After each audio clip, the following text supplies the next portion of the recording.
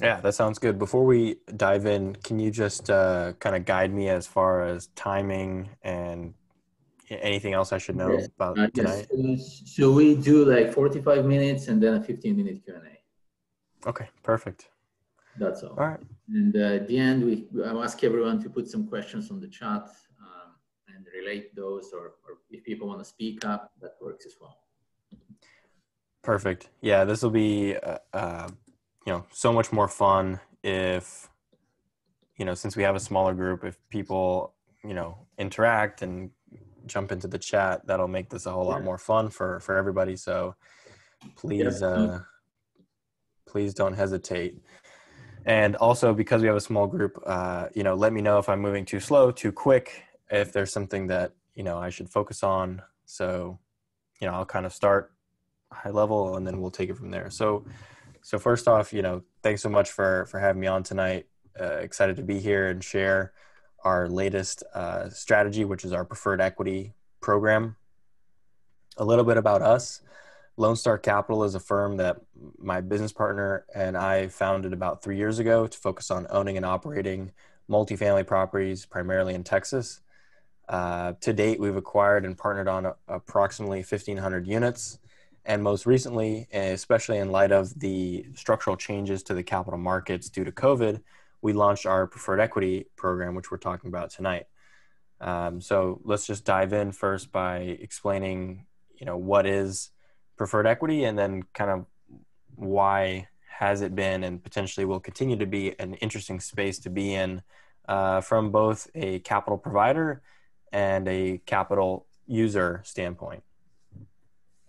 So preferred equity is a supplemental leverage financial product that straddles the line between debt and equity.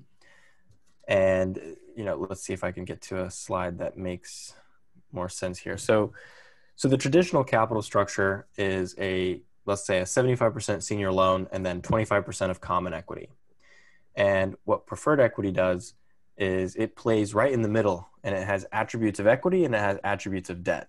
And not all preferred equity is the same, but generally speaking, some of the high level, the typical characteristics of preferred equity is, number one, it is technically an equity investment being made into the single purpose vehicle or the borrowing entity of the project.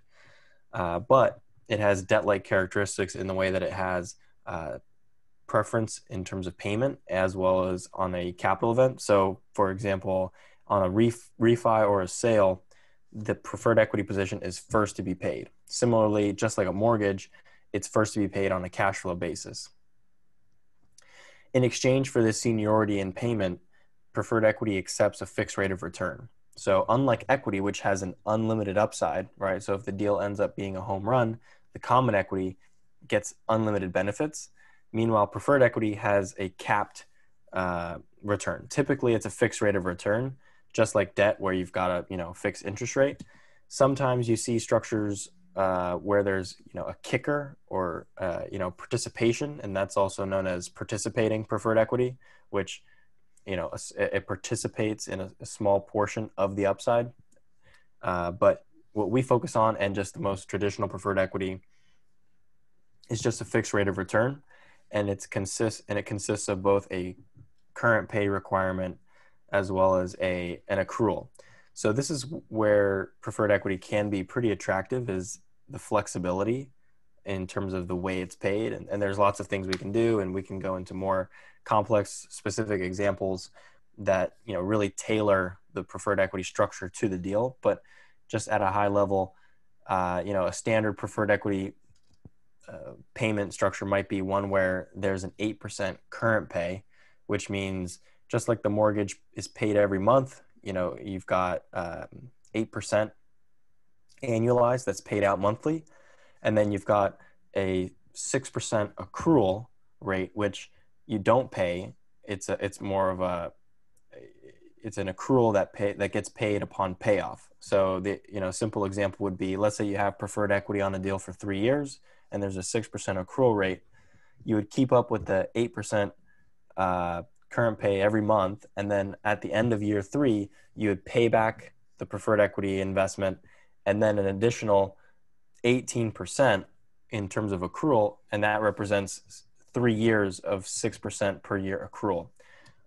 So hopefully that makes sense. That's kind of the one piece of confusion in terms of how preferred equity is compensated. But as you can see, with the 8 plus 6, you get to a 14% annualized return. And that's often where preferred equity investors are targeting. So kind of returns that are in between debt and equity, I would argue, given today's market characteristics, these are more like equity returns, and that's the name of our webinar tonight, which is equity-like returns for debt-like risk. And so we believe that this is a very attractive position to be in, kind of getting the best of both worlds. I mean, yes, you're not as protected as a senior loan is, but you're certainly protecting your downside more than common equity, which is taking 100% last dollar risk. With preferred equity, there's a common equity cushion that is there protecting you in terms of if cash flow decreases, there should still be enough cash flow to service your current pay fully. And then similarly, if in a really big downside scenario, let's just take this this capital structure here on the right. In this structure, if for whatever reason the property lost 15% of its value and was fire sold at that time, the common equity would lose 100% of its capital, but the preferred equity would receive 100% of its outstanding principal. So very different risk profile in terms of, treatment upon a capital event. But obviously in no case would we want to, fire sale at a discount, but that just gives you an example of the protection. So I think going back here, what is happening today that is making preferred equity more useful and a better opportunity? So in the capital markets, especially when COVID hit early on, there was a lot of panic, there was a lot of uncertainty, and so lenders were pulling back because they just didn't know where values were headed. So lenders that were normally lending in a given market for a given property at 80% loan to value, they pulled it back to, let's say, 75 or even 70, and then lenders that were at 75 down to 70. So there was just a general decrease in leverage because lenders were just more cautious and they weren't sure where values were headed. So that decrease in loan to value ratio from the senior loan kind of exacerbates that capital, that middle gap in the structure. Because if you look at this situation, if all of a sudden the senior lender is only lending 70 or 65, that can be a whole lot more common equity to buy the same deal. And that's obviously not as attractive to a sponsor and can, make their life a lot more difficult. So that's a major reason for the need for preferred equity today. And then another reason is the reserve requirements from lenders. So especially the Fannie Mae and Freddie Mac, they're requiring what we're calling COVID reserves. And these reserves are, even if the loan is a 75% loan, they're going to hold back 5 or maybe even 10% of that loan amount at closing because they're establishing a reserve to make sure that their loan is safe in case of anything that happens due to COVID. So, and that again, just strains the equity, requires a lot more equity to be raised for the same size deal. It's dilutive. So, preferred equity can be a great solution there. So this is kind of that example where, this is an 80% senior loan, but the lender's only funding 75% at closing. So there's that small gap that's been created by the COVID reserve.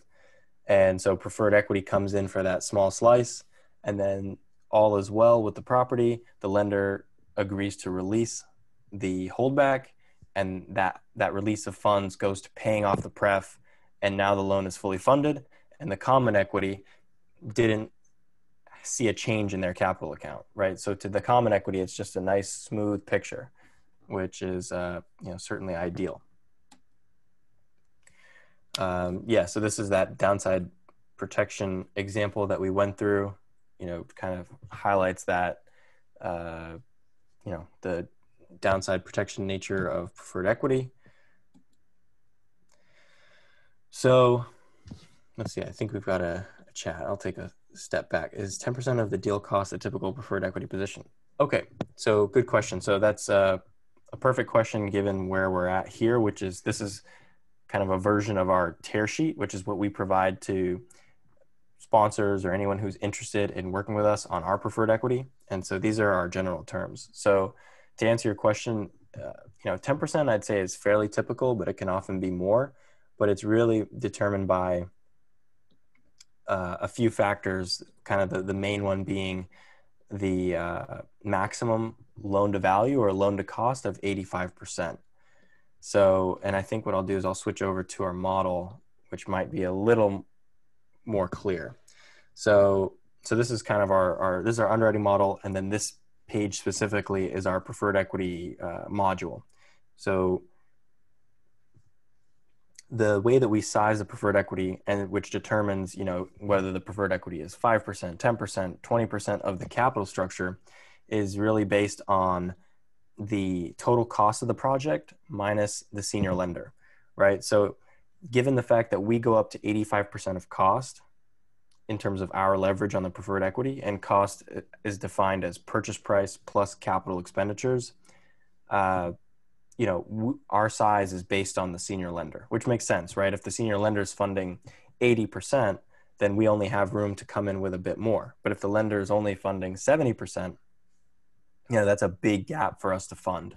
So to give a numerical example, let's just, ignore the numbers on the screen, but assume a $9 million purchase price, right, plus $1 million capital expenditures budget. That's a $10 million cost deal. And again, we're capable, or we're willing to go up to 85% of cost. So that's $8.5 million. And if you assume the lender is funding a $7 million loan, that would then determine our size in the deal, which would be a $1.5 million preferred equity position on $10 million of total cost. So that would be 15% there. So hopefully that answers your question.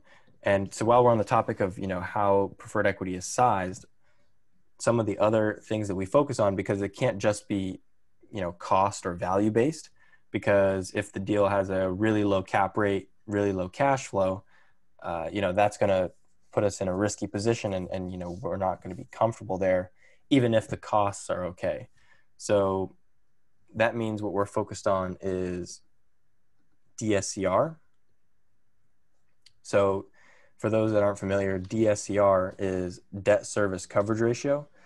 And this is very popular for lenders as they evaluate the cash flow constraint of the deal, and the preferred equity is no different. So just to give you a senior loan example, the way the senior lender sizes their loans is typically to a 1.25 senior debt service coverage ratio. And the way that's calculated is they take the net operating income of the property and they divide it by the amortized debt service. So amortized debt service means principal plus interest payment. And what they're looking for is the NOI should be 125% of the amortized debt service. So similarly on the pref side, for us, as we're evaluating the deal, we're looking at NOI divided by amortized senior debt service plus our preferred equity current pay.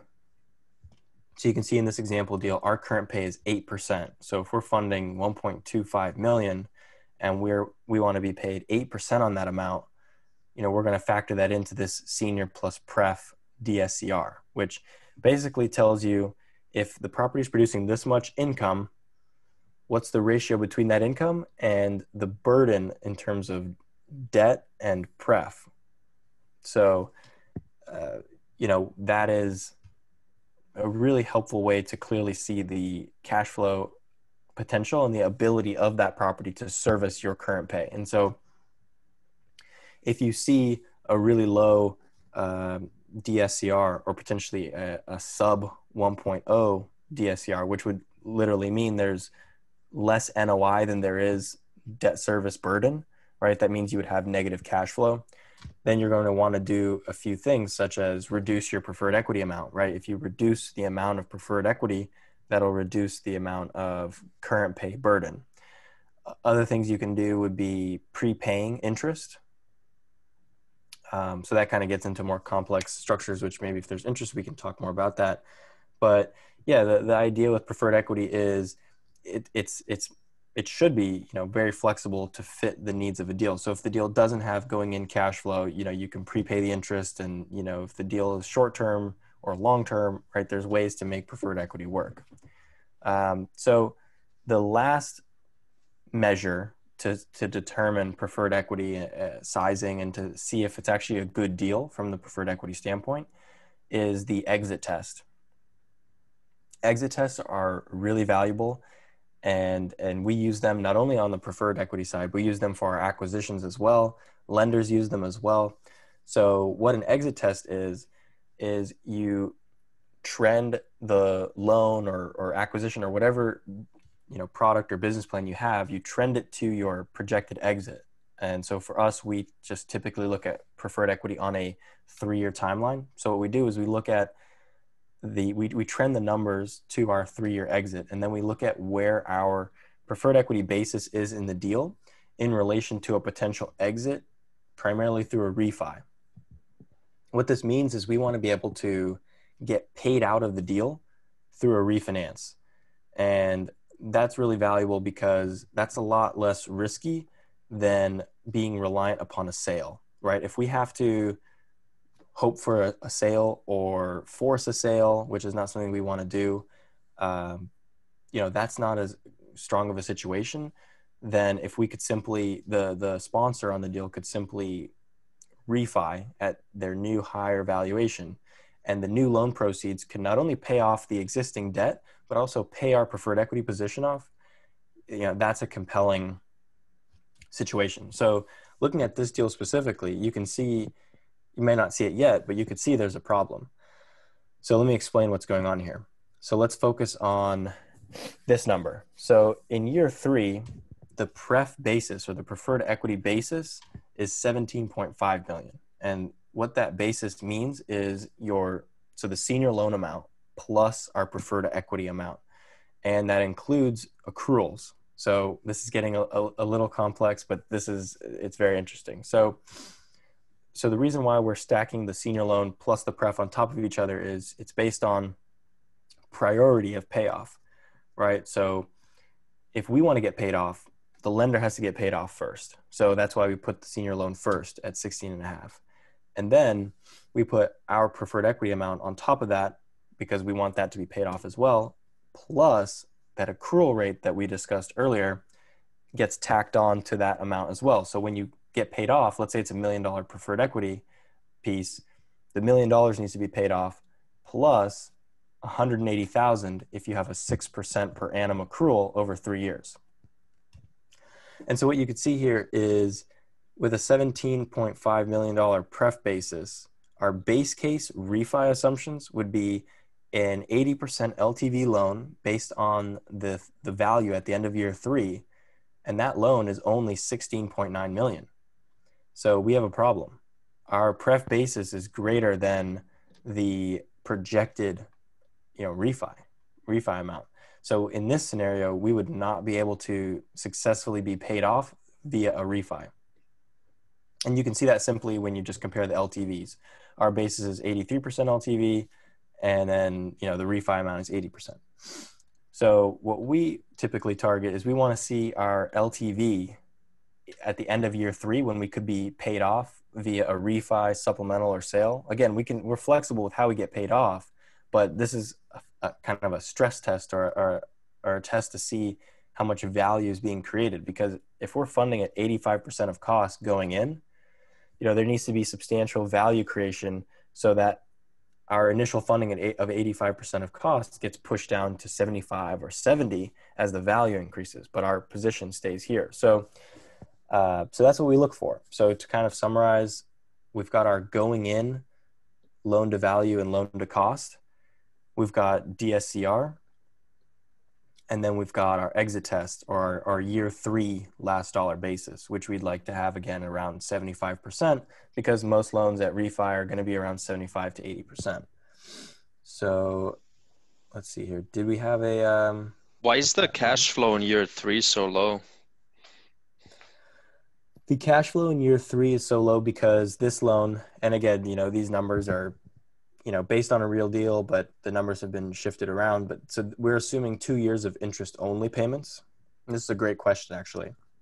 And we can look at the ICR versus the DSCR and compare them. And so when it's ICR, it's just talking about interest coverage ratio. And DSCR is principal plus interest. And what you can see is there's a difference here, right? There's a ton of cash flow coverage when you're just paying interest. And that's the case. But then in year 3, they become the same, because at that point, the debt burden on the property is actually principal and interest. So that's why the cash flow goes down so much. So that's another good point. From a preferred equity perspective, there's pros and cons to the senior loan having interest only versus amortization. So on the one hand, if there's interest only, that means there's less cash going to service the senior and more free cash flow to pay us, which is great.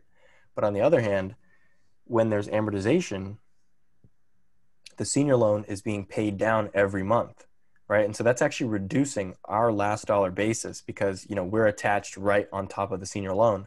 So every month the senior loan is being paid down, we, our basis is being pushed down with it. So there's pros and cons to both. I would say at the end of the day, we would probably prefer to see more interest only, because that way we can just, afford to take more of ongoing cash flow, which is, less risky, because the more you get paid in terms of current pay and the less you're relying on an accrual payoff into the future, the better. So yeah, good question. Let's see. What is the lowest deal preferred equity could be used for? I'm assuming that means in terms of deal size. And that's a good question. So I would say, again, it's flexible and it depends on how the deal's structured, how much leverage is coming in from the senior. But I would say, typically the smallest deal that could work is somewhere around 5 million, 6 million, because we're trying to keep our preferred equity positions at $1 million and greater. I'd say 1 to 3 million is our sweet spot. So, if the deal is only 3 million, we can't, we can't fit $1 million into the deal. There's no room.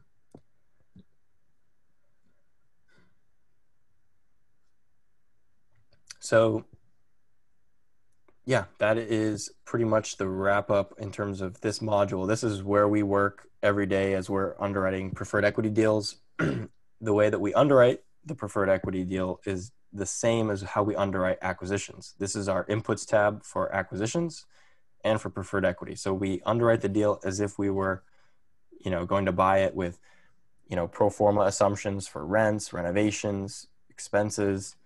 And then if we're evaluating it for equity, we would be looking at this tab. And then if we were evaluating it for preferred equity, we would look at this tab. And then in both cases, we just have our standard 10-year pro forma, which is forecasted out via our assumptions. And so we can kind of see, what all the numbers look like.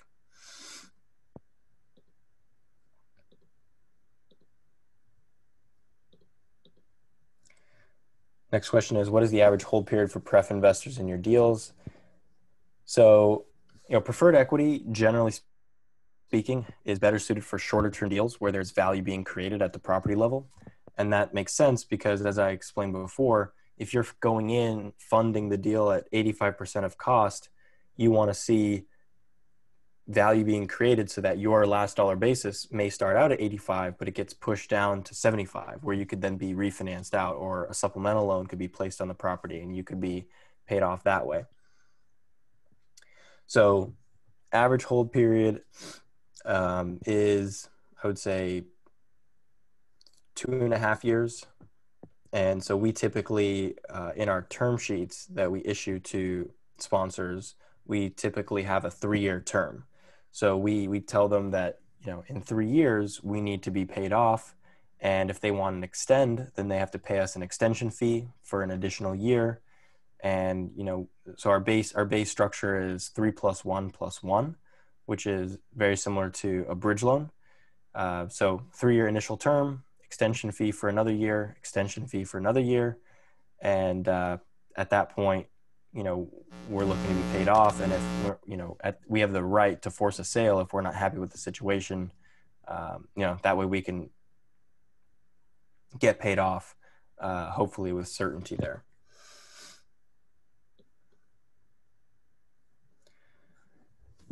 So next question is, the property purchaser finds a senior loan and then the preferred equity comes in on top. So yes, that's correct. So the property purchaser can, find their own senior loan, like you said, or they can come to us and we can arrange the senior loan and then kind of bring in a full stack solution with the senior plus preferred equity with our relationships. But yes, it's not a requirement. And, the way that preferred equity is structured is that we do come in right on top of the senior loan. And so we want to be senior to everything in the deal except the senior loan. So we want to be paid first before asset management fees, and any common equity cash flow distributions. So let's jump over here and let's see. Just a quick question. So besides providing like the preferred equity and maybe helping with the senior loan as well to for other investors for their acquisition, so are you looking for preferred investors for some deals of yours on your end, or primarily funding other people's deals? So in terms of this preferred equity structure, this is the way that we fund other people's deals, right? Other sponsors' deals, and we bring on investors, our own investors, into those preferred equity positions. So it's can be kind of complex structure to think in your head, but basically what we would do is, if there's a deal, we would create an LLC, a single purpose entity, that would then have investors fund into that entity, and then that entity would make the preferred equity investment into that deal specific entity. And so we would manage that preferred equity investment on behalf of our syndicated vehicle, essentially. And what I'll say is, yeah, go ahead. So I was going to say, there's, it's pretty popular nowadays to see this dual tranche deal structure where there's an A class and a B class, which basically is a preferred equity structure. But it's one where the sponsor controls the whole equity position, right? And so the main difference with this preferred equity is we have control rights with this preferred equity. So we're not just receiving priority of payment, we also have control rights like the right to force a sale, default interest, obviously reporting, and different things like that to help us get more comfortable with the deal. Whereas if I'm an A-class investor in a syndication and I'm getting paid my 10% monthly distribution, I really have no say or no rights or remedies if I am not paid. But I'm just asking, like, your primary customer would be essentially like a real estate syndicator firm or like real estate investment firm looking to, sort of diversify their capital, capital investment. And that's right. Makes sense. I'm just confirming. Yeah. So they might, there's two real reasons why they'd be interested in this product, right? So number one would be they need to raise $3 million, and let's say they don't have, they're not very confident in their relationships. That's a lot of money to raise. They don't want to take all that time and effort to go out and raise that money. So instead, they could come to us and, from one relationship, they could get, $1 or $1.5 million of that $3 million at one shot. And it's kind of almost like an anchor investor to help them finish the raise faster, close the deal, and move on to the next one. So that would be one reason, which is, getting a bigger chunk of equity from one place. And then the other reason is financial leverage, right? As we discussed before, preferred equity earns a fixed rate of return, and then the common equity gets all the upside. So if you find a deal that you think is a home run, it's better for you not to share all that upside with all your common equity investors. You'd be better off bringing in a preferred equity piece like ours, which is going to get paid first. It's fixed rate of return, and then you get to keep all the upside when you hit your home run. So that's really the two reasons. Again, one, getting a large check from one place, and then number two, maximizing your returns.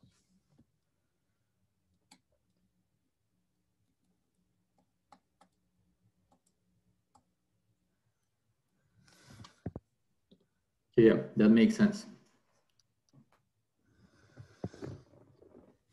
Okay, so I'm just looking at the chat some more. So one question is, so does Lone Star only do pref as far as other sponsors' deals? Yes, that's correct. So if we're going to be contributing capital to another sponsor's deal, it will always come in the form of preferred equity. We don't raise or participate in common equity or LP equity. In terms of the principal side of our book, we make acquisitions for our own portfolio, and we partner with investors there. We raise common equity for our own deals, and that common equity can be kind of family and friends syndication money, family offices, private equity. So there's kind of a diverse pool of capital, both on the retail and institutional side.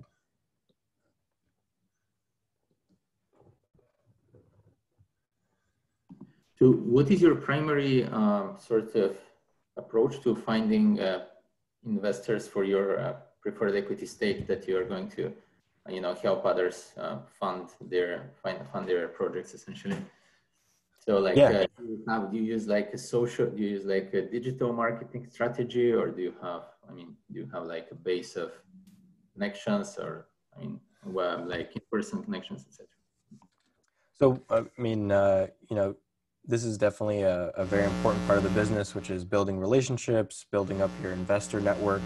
And so that's something that we've been doing over time. And like you said, we've gotten more involved in the digital marketing side. Sorry, I'll just ask everyone if you can guys mute yourself, because I think we're having some background noise. If that's okay. Thank you. Yeah, so digital marketing, thought leadership, providing content, going to conferences, just trying to meet the right partners that understand our vision and trust us and want to partner with us. I think that's underestimated in how difficult that is, and it's, in my opinion, it's the most difficult part of the real estate investment business is really raising equity. And so it doesn't happen overnight, and we're still working on it, and we'll forever be working on it as we continue to look to build relationships across a diverse group of investors.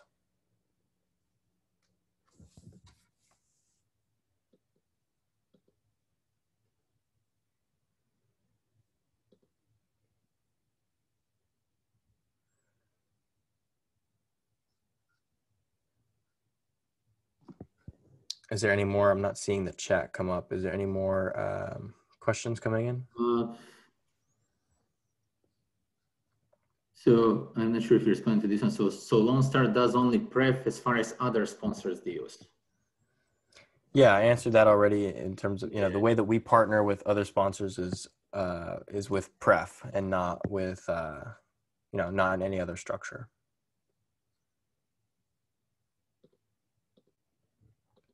Yeah, sorry, I kind of raced through everything. So we finished early, and happy to discuss, anything more specifically. So if anybody has any questions or wants to go back to something, please let us know.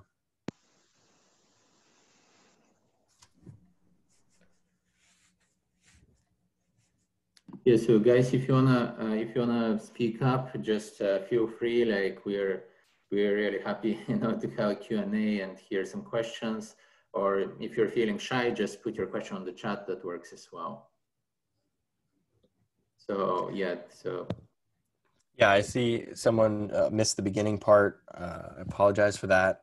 I can kind of, really just to speed through the beginning. We're talking about preferred equity, which plays in the middle of the capital structure, can also be known as gap financing. And so here you can see this is the most traditional looking pref, where you've got a senior loan of 75%, 10% of preferred equity, which comes in senior to the common equity, but subordinate to the senior loan. And another thing that I haven't mentioned yet, are the tax benefits. So preferred equity, since it is equity, it can receive equity tax treatment just like all the other common equity investors. It's not always this way. So it's just how you negotiate the deal. So, one idea is, if you are a sponsor or you're a real estate investor and you're looking to maximize your tax benefits in a deal, well, what you can do is you could bring on a preferred equity investor that doesn't need or want the tax benefits, and you can keep them all for yourself. So now if you look at these two scenarios here to the right, you've got the same tax benefits for the deal, right? Those don't change. But if you're funding 25% equity versus 15% of the total capitalization, that's a lot more tax benefits per dollar in the 15% scenario. So that's an interesting idea if you are investing, primarily for tax purposes or something like that. We, however, on our preferred equity strategy, we require the tax benefits to flow to our capital account, because we're trying to, like I said before, really blend the best of both worlds from the equity and the debt side of things. The other question is, are you looking for investors to invest in prefs? Yes. So we set up, very similar to multifamily syndications. We set up essentially preferred equity syndications for multifamily deals. And we either, share that with our investor network, and then, raise that capital on a deal by deal basis, or we have some partners that we partner with and go directly to them. So we're absolutely looking for investors. If you want to learn more, just head to the Lone Star website. I'll just pop that in there. So we've got a good question here, I believe, which is on control rights and things like that. So how do you enforce the decision-making authority of the pref investors that would require coordination with the sponsor? So this is absolutely not a non-trivial addition to the legal. So the way that works is there's actually a three-way negotiation that occurs, while under contract pre-closing. And that the three-way negotiation is between us, the preferred equity investor, with our counsel, the sponsor with their counsel. And so we're going to negotiate the operating agreement, which will admit us into the deal as a special member with special rights and remedies and controls. And then we're also, as the pref investor, working with the lender to make sure that our rights and remedies and all those good things are permissible by the senior lender. So depending on who the senior lender is, they can have certain rules as to what rights and remedies a pref investor can have. So if you're familiar with mezzanine debt and things like that, there's often an intercreditor agreement between a mezz lender and a senior lender. In our deals, we don't need to have an intercreditor agreement or a recognition agreement, just given the way that we structure the deal. But yeah, it's absolutely, a complex legal process to fit everything in between the senior lender and the common equity. Yeah, and so that's a good point. A lot of people who are newer to the space, they can confuse preferred equity with preferred return. Right. And just to explain that really quickly, preferred return is a partnership structure where it's similar in that there's a preference being given to distribution, but there's no subordination in terms of actual equity subordination. So what's being subordinated in a preferred return is the sponsor's promote or their performance compensation.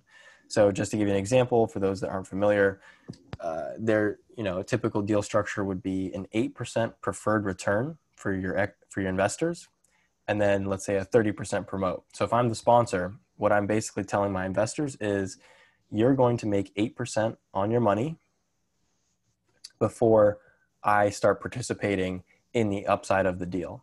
And there's different ways to structure that even further. We can talk about an IRR hurdle versus just a cash flow hurdle. So the more institutional style of preferred return is one where it's actually cumulative and compounding, and then also it's subject to a return of capital. So what that means is, not only if I'm the sponsor, I'm not only promising my investors 8% on their money per year compounded, I'm also going to pay them back their investment before I start participating in the upside. So that's obviously, from an investor perspective, a whole lot better than I just pay you 8% on your money and then I start collecting a portion of the cash flow. Both are very common though. So you just have to make sure you know what you're investing in.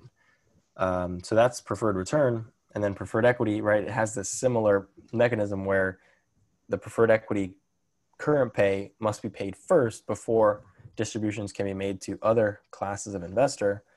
But the real difference and the real benefit is where you have that subordination of hard equity. We're not just subordinating performance compensation or, potential upside. We're subordinating real money. Next question is, do you only do multifamily or other property types? At this time, we only focus on multifamily, both on the principal side and the preferred equity side. And what was the minimum deal size you mentioned for a multifamily that you have? I think you mentioned it earlier. So, we're targeting $1 to $3 million preferred equity checks. And so, that translates to a deal size of, kind of on the smallest side, 5 million. And then, if you just think of the math, if we're doing a $3 million preferred equity investment and we're only 10% of the capital structure, now that can be a $30 million deal. Yeah. So it's kind of a big range there. And and the returns that you mentioned to the preferred equity investors themselves, or like on your end, so they're 10%, and then there's the accrual as well, right? Yeah. So let's jump over to this. I know you already reviewed it, but just for everyone, I think it's going to get more clear. Yeah, so it's definitely deal specific. If the property can afford to pay a higher current pay, we might ask for a higher current pay with a lower accrual. But we're typically, the cheapest that we'll do a deal is 14% all in between the current pay plus the accrual. And then, I'd say most typically we're looking for 15%. And again, that balance between current pay versus accrual can determine the all-in price. For example, if there's a big current pay component, like, 12% current pay, well, that's pretty great. We, really don't need much of an accrual there because we're getting so much current pay. On the flip side, if we have a big accrual and we're relying on a big payoff further out into the future, that's riskier because we're just waiting for our returns. And then also, that's obviously worse from a net present value perspective because we have to discount those cash flows that are going to come to us later to present day. So,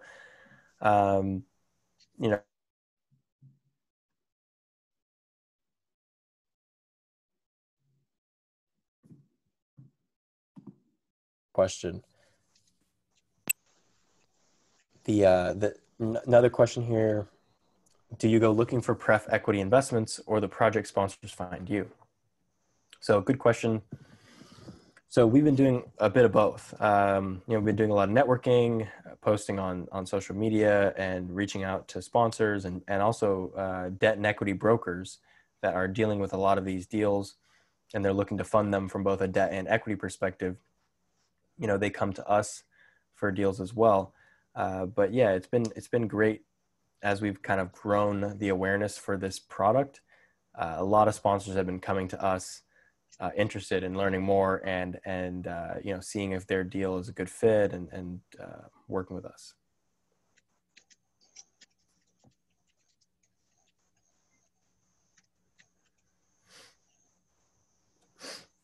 So next question is, how often are the current pay payouts? So we ask for those payouts to be monthly, just like a mortgage. And, you know, and that's good for a few reasons. And we also pass those monthly payments along to our investors.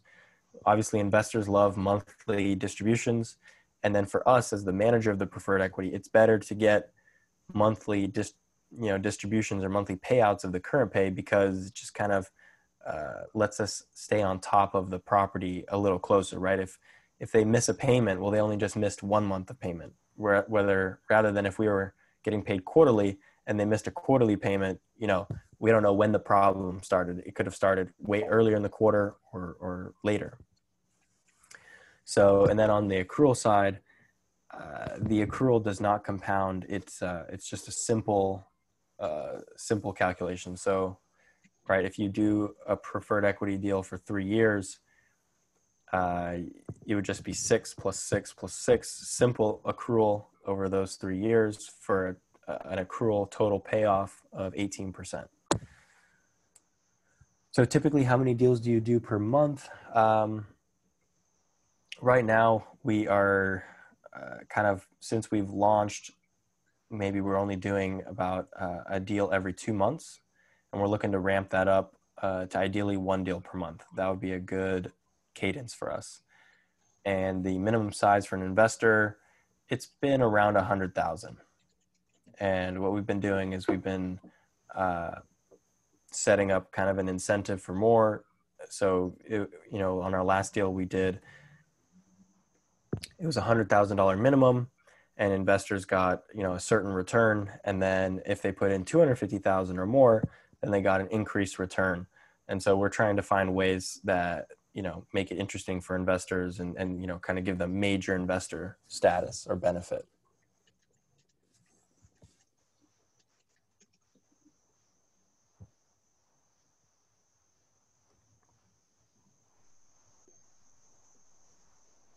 Do you guys have any more questions?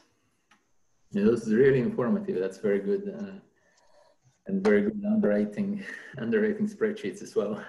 Yeah, thank you. I wasn't too prepared on this one, so just you know, kind of went quick, but yeah, I appreciate it. Good question. What are your fees? Yeah. Yeah, so this is actually a good topic to jump into. So in terms of the compensation, there's a few things that are happening. So in terms of fees specifically, there's a fee that's typically paid at closing by the sponsor to us as the preferred equity manager. And that could be 1 to 2% of the preferred equity amount.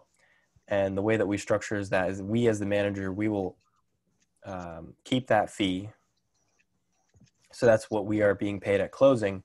So we're not charging anything from our investors at closing. And then the other way that we've structured deals is, you know, let's say we're receiving a 10% current pay, for example. You know, we might take the last 1%. So investors will get 9, and then we'll keep 1% as the sponsor. So kind of in the end, in summary, we're looking to take somewhere around 2% spread between what the sponsor's paying us and what we're paying out to investors. So if we're doing a deal at 15%, you know, we might give investors somewhere around 12.5% net to them, which in my opinion is really compelling from an investor standpoint, because if you're more interested in income and downside protection and still earning a 12 or 12.5% return, you know, that can make a lot of sense if you're comparing that to, you know, more risky multifamily equity, traditional equity deals. The other thing is, how did you get interested in this asset class and part of the cap structure? So this was, the preferred equity strategy. This isn't new. Pref has been around for a long time. For us, at least, we had the idea of starting this preferred equity strategy a little over a year ago, but we just, it was just kind of a thought at that point. But then, like I said earlier on in the webinar, when COVID hit and, lenders were pulling back so much, and we saw that there's a larger gap in the capital stack, the reserve requirements, values stayed high, sponsors still wanted to transact. It really just made us get more excited about the opportunity and want to spring to action.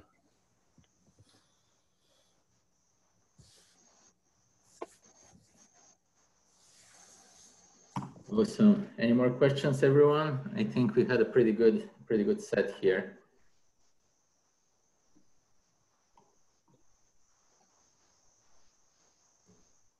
All right. Well, thanks, Rob. I think it was really, really good. I really appreciate it. It was very informative for me as well. Thank you so much. And yeah, thank you. Yeah, I wish you best of luck. I wish you best of luck with it. Yeah, thanks. Let me know how I can be of help or value to you and anyone on the call. Absolutely. And if you can share your contact with everyone so that they can reach back, that would be good as well, or they can reach to me as well and I can relate. Yeah, sounds good. Perfect. Yeah, feel free to email me if you have any questions. Happy to schedule a call. Mm-hmm. All right, great. Well, thanks everyone. Really appreciate it. Thanks, Rob. All right, thanks. Have a good night. Good night.